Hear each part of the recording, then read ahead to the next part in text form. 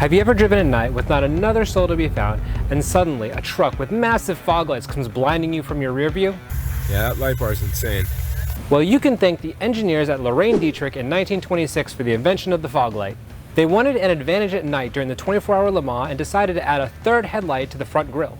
But Audi made the fog light significantly brighter by changing to LEDs and introducing that to their 2011 TDI R18. Hi, my name is Mike and I'm going to go through a bunch of automotive innovations you probably didn't know came from the 24-hour Le Mans.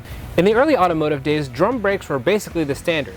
But drum brakes started to lose their effectiveness as cars started to get more horsepower and started to go way faster. And the first team to innovate on this was Jaguar in 1953. They needed significantly more braking power, so they decided to take a concept from an airplane braking system. The disc brake became an industry standard after proving its brakeability and reliability. But honestly, they just look really cool when they glow. Speaking of airplane designs, direct injection is also another concept taken from airplanes. Mercedes was looking to minimize the loss of fuel from the carburetors. So in 1952, in their 300 SL, they sent that fuel directly into the chamber. And they went to win that year. Hey, if you're liking this list so far, don't take a nap on it, just give it a little smack.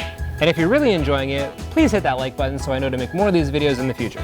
And now back to the list. The rotary engine was introduced in 1970 on the Chevron Mazda. In the 1970s, this technology was so new and complicated that it failed within the first 4 hours of the 24-hour race.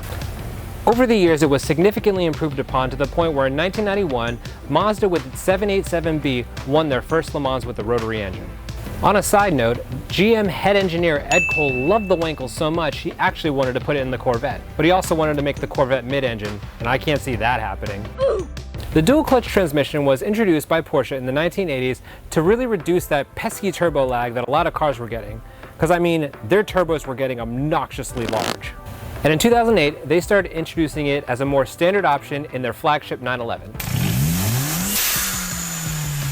Wait, do you hear that? Yeah, that's a blow-off valve from a turbocharger.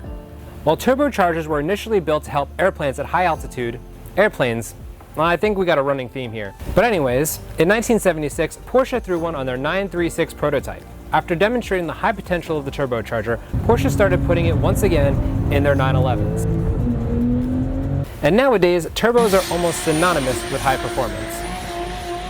Lastly is the very innovative hybrid technology which is used in both the top levels of endurance racing and Formula One. You can see the developments in the hybrid technology in cars like the Toyota Prius. While everybody can recognize Toyotas as a leader in hybrid technology, it was actually started by Dom Panaz in 1998. He introduced it in his Esperante GTR1 and included prototypes for such things as the regenerative braking system. Unfortunately, even though it was ahead of its time, it didn't qualify for the race. The first hybrid prototype wouldn't win a race until almost 15 years later in 2012 with Audi's R18 e-tron. And if you didn't know, hybrids use a combination of electric and gas-powered motors. And the electric motor is powered by a battery that is either recharged by the braking system or by the engine itself. And it switches between the two based on your performance. And not only does it help with performance, it also helps with efficiency, because gas prices are really getting up there. No.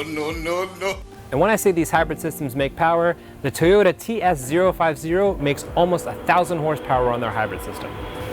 Toyota's hybrid system was so efficient that the regulators actually asked them to tone it down because they had an unfair advantage.